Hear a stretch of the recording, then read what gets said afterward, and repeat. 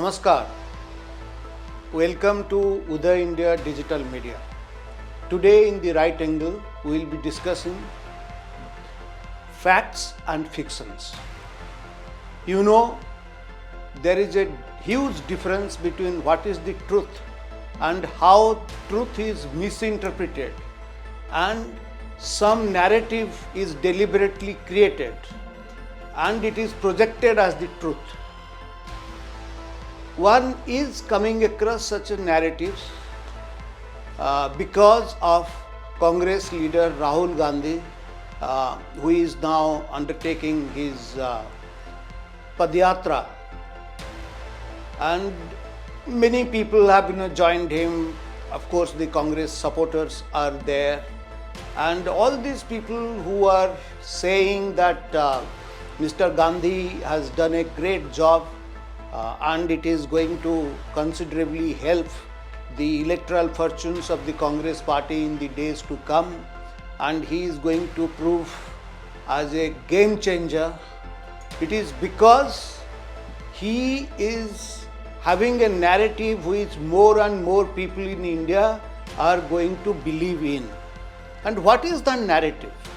In essence, that narrative is that after Modi assumed office, all the institutions of the country, which are very much vital for the preservation, promotion and consolidation of democracy in the country, have been weakened, have been finished, because they have been saffronized.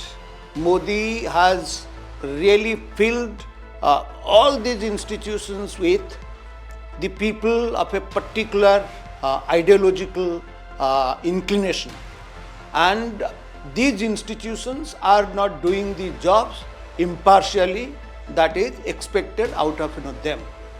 How true it is? Let's take few examples. Example number one, judiciary.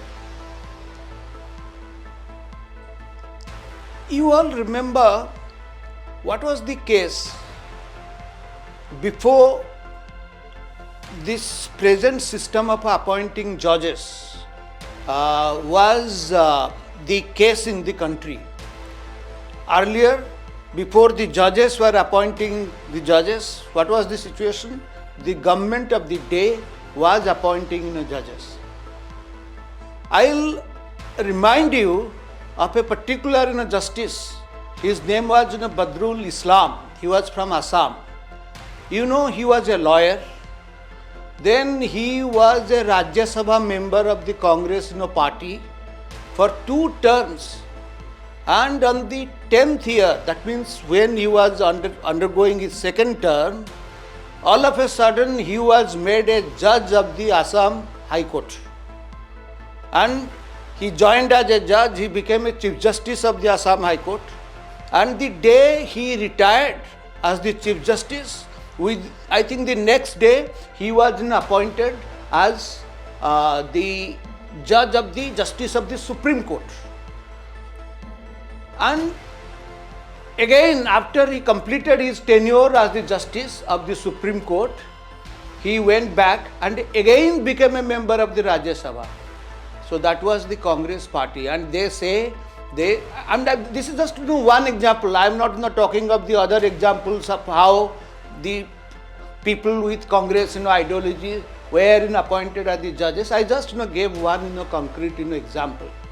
But that time the judiciary was very honest, independent, and you all know how Mrs. Indira Gandhi during the emergency, or rather just before the emergency, appointed a Chief Justice who superseded more than 10 of his brother judges, and how he was punishing the judges who had given the dissenting viewpoint, like Mr. H.R. Khanna. The point is, that time everything was all right in the judiciary, but today everything is wrong with the judiciary. Then the second example I am giving. Everybody these days talks of particularly in this narrative of Mr. Gandhi, one comes across the role of the partition, quote unquote, partition role of the governors. Well, governors were being appointed when Congress party was also there in power, and governors are also being appointed when BJP is in power. Obviously, they appointed their people that they were comfortable with, and BJP has done the same thing. But what is the impact? The impact, there is a big difference between what was the case during the Congress rule and what is the situation today. You also remember that during these state governments were dismissed. They have been dismissed more than 130 times, or I think 130, 32 exactly. I am not very sure of the number. But what is the interesting thing is this: when Congress was in power during the 70 years of its Congress rule, 93 state governments were dismissed through their governor. 93 state governments were dismissed. But how many states such state governments are being dismissed or have been dismissed in the last one decade? I don't recall a single instance. Recall a single instance in the sense that there may have been some cases, like some party in Maharashtra for a few days when NCP withdrew the support to the then Congress party. Then obviously there was no government, the president's rule was there for some time. And I think the same thing happened perhaps in Andhra Pradesh. Then the undivided Andhra Pradesh, when in 2014, when Modi came, there was some problem with the Andhra, this thing, and for some time it was put under the president's rule. But there is a heaven and hell difference. Here, the president's rule is imposed when no party was there having the majority to form a government, and these rules did not last, I think, more than 10 days or 15 days. But in the other cases, 93 cases that I am talking of, elected state governments were dismissed. So the institution was very strong then, and the institution has become very weak now. The third, I am not talking of the cases like CBI. You know that during UPA term, CBI was being characterized as Congress Bureau of Investigation. That time they are very honest, and they did everything according to rules and in a very transparent manner, which is not the case today. This is something history will be written, will be known. So if that time it was Congress Bureau of Investigation, and now suppose the BJP is doing it, I am not going into pluses and minuses of examples like this. But, or for that matter, even the Election Commission. Election Commission earlier during Congress rules, the Chief Election Commissioner resigned today, and tomorrow he joins the Congress party and becomes a MP, and then he becomes a cabinet minister. The point is, they were very non-partisan and objective and independent then, and now that is not the case. You can draw your own conclusion. They are talking up even sports, because now they say that this Home Minister Amit Shah's son Jai Shah is controlling cricket, and this is the politicization of sports like cricket body. But what was the record during your term? Who started this politicization? There was a gentleman, he was a Congress minister, his name was NKP Salve. He was the BCCI president. After that, who became BCCI president? Madhav Rao Sindhya, another Congress minister then. After that, who became? Sharad Pawar became BCCI president for quite some time. So the point is, when during your term, your important leaders, they become presidents of the BCCI, then it is not political interference. But today, Jai Shah is the secretary, and it has been politicized. I'm not saying I'm not supporting this politicization of the sports, but as I said right at the very beginning, there is a difference between fact and fiction. This narrative that is being created, how true it is, how different you were. So now, what does this mean? They mean three or four things. Number one, it means that after Modi came to power, these people want that Modi should be doing what Congress party or the other opposition leaders will say.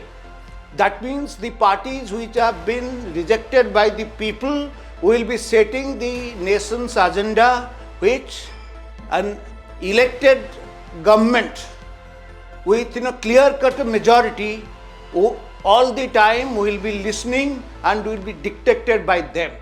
So that is strengthening the structures or the institutions.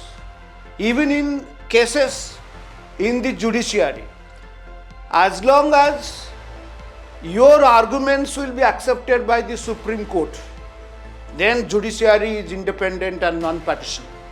And suppose your points or your arguments are not accepted by the judiciary in delivering its verdict, then judiciary is compromised. Everything. So the point is this. For instance, you see, take surprisingly, this is very funny, I find. Election Commission. If you win, then it is the people's mandate. If BJP wins, then it is EVM which functions or malfunctions and ensures BJP's victory. So you see the fact and the fiction. Similarly, you go to the court with absolutely partisan and political disputes or political agenda, and you want the court to take a stand. And if the court doesn't take a clear stand, then you say that court is compromised. I'll give you this big example of this huge uproar on that Pegasus spyware, that the opposition leaders and the dissenters of the Modi government, their telephones are hacked. And as you know, Supreme Court did order inquiries, set up a commission. And the most laughable aspect is that all the people, including Mr. Rahul Gandhi, who was at the forefront in creating this furor or uproar, refused to submit their respective mobiles to this commission set up or inquiry committee set up by the Supreme Court to judge whether it was a fact or not. And ultimately, they didn't find anything. So, the point is, how long you will be creating such false narratives? You think that you have got a better chance for spreading that narrative because unfortunately the intelligentsia of the country are totally dominated by a type of ideology ecosystem. I always call it the Congress ecosystem. They nurtured it very well. So you see, whether it is the universities, whether it is the think tanks, whether it is the national media, or whether it is the bureaucracy, this ecosystem is very much alive. Though Modi has come, I think this is this singular failure on the part of Narendra Modi, that he has not been able to do anything against this ecosystem.